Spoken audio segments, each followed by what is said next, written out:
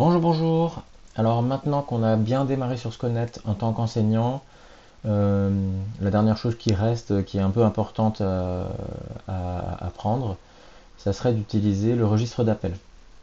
Donc là, je suis sur mon fil d'actualité, je vais sur l'espace de ma classe. Dans les onglets, je vais sur l'onglet registre d'appel. Et ici, il y a écrit, vous devez renseigner les élèves de votre classe pour utiliser le registre d'appel, forcément. Donc bon, on clique dessus, on arrive sur aucun élève inscrit, on clique sur ajouter. Les champs qui sont obligatoires, c'est prénom, nom et genre. On n'est pas obligé de tout renseigner, voilà. Donc là, j'écris n'importe quoi encore. Voilà. Hop, créer. J'ajoute un deuxième élève.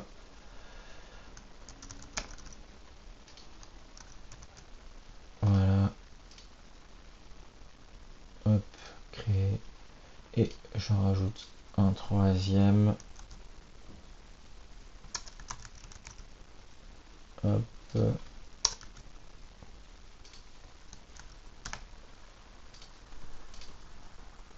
Voilà.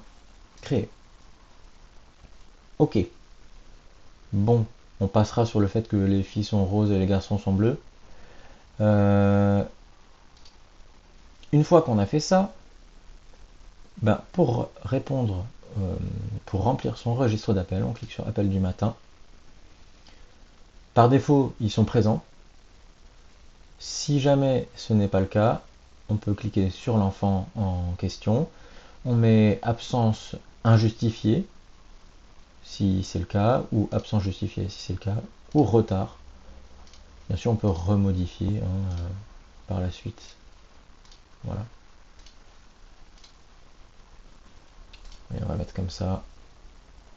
Absence justifiée. Enregistrer. Et en dessous, on peut voir les statistiques du mois. Bon, là, forcément, août 2025, c'est le mois test. On nous renseigne le nombre de présences possibles, présences réelles, etc.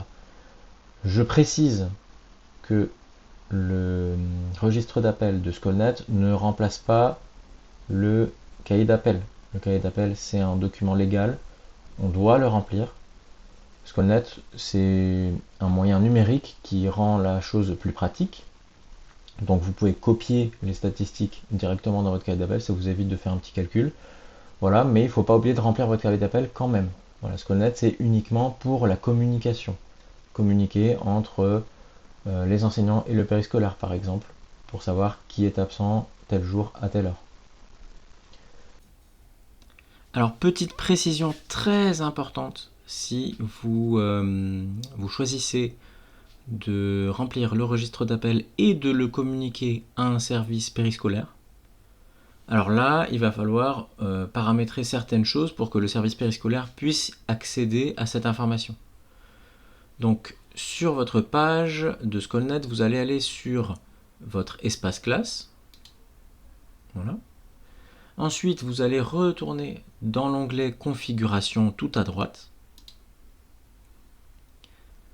Et on va descendre. Et bien sûr, dans qui peut rejoindre cet espace, il faudra activer service périscolaire. Sinon, le périscolaire ne pourra pas rejoindre l'espace et donc pas accéder aux informations qui sont dessus, notamment le registre d'appel. J'ai aussi activé qui peut publier dans l'actualité parce que peut-être qu'ils auront des infos à communiquer et c'est peut-être bien qu'ils aient accès à cet outil. Voilà. Ça, c'est une chose. Voilà.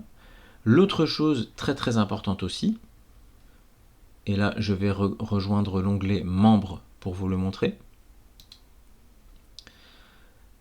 c'est que ici on voit j'ai un nouveau membre qui est inscrit comme service périscolaire, mais ce membre n'est pas administrateur.